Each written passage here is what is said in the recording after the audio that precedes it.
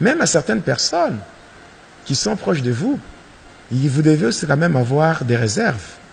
Il y a certaines choses que vous devez garder pour vous. Je sais que Joseph, le fils de Jacob, s'est retrouvé vendu. C'était par manque de discrétion. Même si au final il s'est retrouvé Premier ministre, c'est justement parce que c'était le plan de Dieu. Dieu avait montré ce qu'il devait être dans les jours à venir. Mais tout le monde n'est pas Joseph. Tout le monde n'est pas Joseph. Alors on peut se retrouver en train de parler sans connaître l'état d'âme de la personne avec qui on parle. Maintenant, le chef d'avenue, lui, part de maison en maison. Et il part là-bas, il arrive, il ne va pas vous dire que je suis sorcier parce que la sorcellerie, la magie, le satanisme, ce ne sont pas des choses qui se lisent sur le visage. Alors, ce ne sont pas des choses qui se lisent sur le visage. Quelqu'un peut arriver, commence à causer avec vous, et vous aussi, passant par les relations de bon voisinage, vous commencez maintenant à parler de vos projets.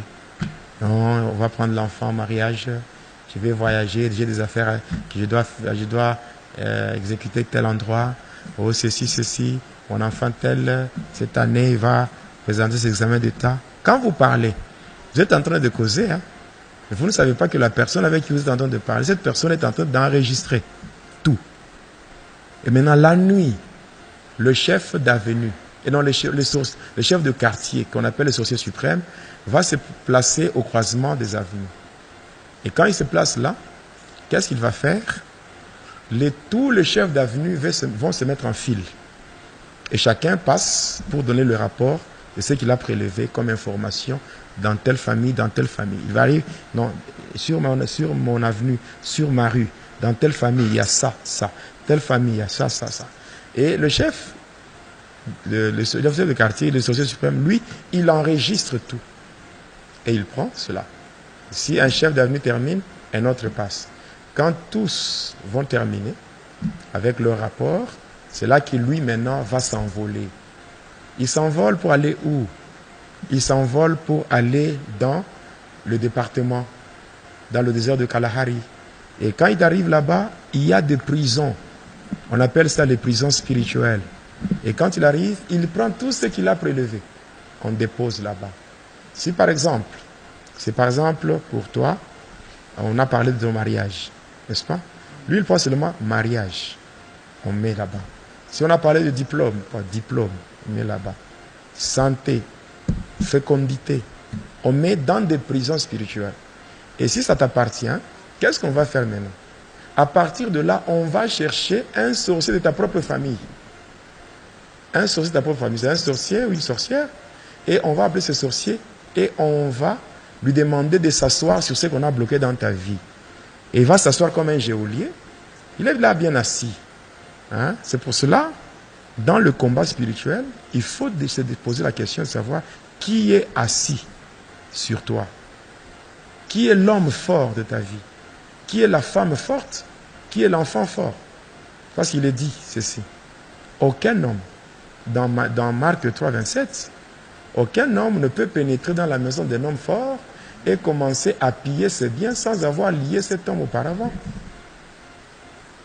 Il y a des gens qui font des prières. Tant que celui qui est assis sur ce que tu cherches n'est pas encore délogé, on ne l'a pas encore enlevé de là. Mais tu vas chercher comme tu veux. Et là, il est là, bien assis. Il peut même passer chez toi pour te saluer, voir comment ta vie évolue. Et il part dans les ténèbres, il va se moquer de toi, donner un témoignage de ta souffrance. Mais c'est comme ça que beaucoup de gens souffrent, non? Parce qu'ils ne savent pas, ceux qui sont assis sur ce qu'ils cherchent. Mais si tu donnes ta vie à Jésus-Christ, tu le cherches, il va te révéler et il va mettre à tes pieds même tes ennemis qui étaient assis sur ta vie. Il a dit, assis-toi à ma droite jusqu'à ce que je fasse de tes ennemis ton marchepied. Dieu est capable de le faire. Il est capable de le faire. Et ça, c'est à partir de là, on bloque. On bloque. Et puis, c'est lui qui va s'asseoir sur ce qu'on a bloqué. on va lui donner le pouvoir de s'incarner en toi. Donc, de s'incarner sous forme de ce qu'on appelle l'incarnation des esprits humains. C'est ce qui fait que, lors des délivrances, vous êtes en train de chasser, à un moment donné, la personne tombe, mais après, vous entendez la voix d'une autre personne qui parle dans le corps de la victime. Vous vous posez des questions. C'est quoi? C'est ce qu'on appelle l'incarnation des esprits humains. Vous demandez, mais qui es-tu? Je suis tel. Qu'est-ce que tu fais ici? Oh non, moi je suis là pour bloquer ceci ou cela. Et quand vous prenez autorité, vous chassez la personne. Cette personne-là, c'est la personne spirituellement qui est assise dans une prison sur ce qu'on a bloqué. Ce sont de tels sorciers qu'on appelle des geôliers. Et aujourd'hui, les enfants de Dieu souffrent. Maintenant, dites-moi, ce que je suis en train d'expliquer, ce que j'explique là, vous avez trouvé ça où dans la Bible? Donne-moi un verset qui atteste, un verset qui parle de ça. Donc il faut vivre ces choses et les dévoiler aux enfants de Dieu. Je venais de vous parler d'un témoignage d'un pasteur qui prêche bien, qui touche le cœur des gens. Mais dans la fête, on lui avait fait manger la chair humaine par le sorcier. Et s'est retrouvé, il a régressé.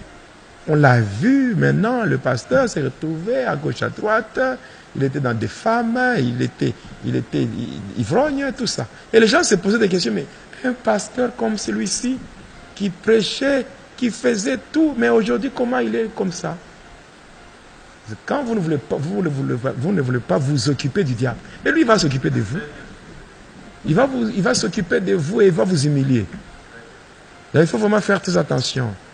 Le témoignage que nous donnons, ce n'est pas que nous manquons à faire, mais nous le donnons parce que nous aimons Jésus.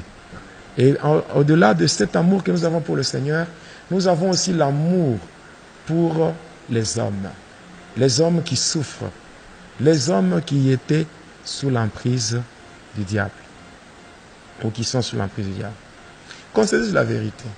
Aujourd'hui, nous prenons le Pentateuque. C'est-à-dire les 5 premiers livres de la Bible qui sont attribués à Moïse. Prenez bien Moïse. Moïse était initié dans la haute science de l'Égypte. Lisez bien dans la Bible. Il a vécu chez Pharaon pendant 40 ans. Bon, il était là-bas. Mais lorsque Dieu l'a tiré de là, Moïse, après avoir tué ce soldat, lorsque la chose était connue qu'il y avait un soldat caché dans le sable, Moïse a pris la fuite, il a pris le chemin du désert. Donc il a fui et quand il a été chez Jéthro, par après, en gardant le troupeau de son beau-père, il va rencontrer Dieu dans le buisson ardent. Et c'est là que Moïse a eu à trouver sa délivrance par Dieu lui-même. Et Moïse a reçu la mission de retourner en Égypte. Et il est allé faire l'œuvre de Dieu. Et dans la Bible, il y a des choses qui viennent de Moïse. Mais ces choses-là, nous les acceptons. Nous prenons l'apôtre Paul. Tous les dégâts que Paul a fait avant de donner sa vie à Jésus.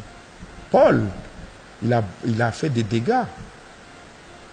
Quand nous lisons dans la Bible, il a même été là en train d'encourager de meurtriers. Étienne, oui, il a même demandé aux gens pour que vos habits ne soient pas tachés du sang. Donnez-moi les habits, je vais garder. Lapider ces messieurs.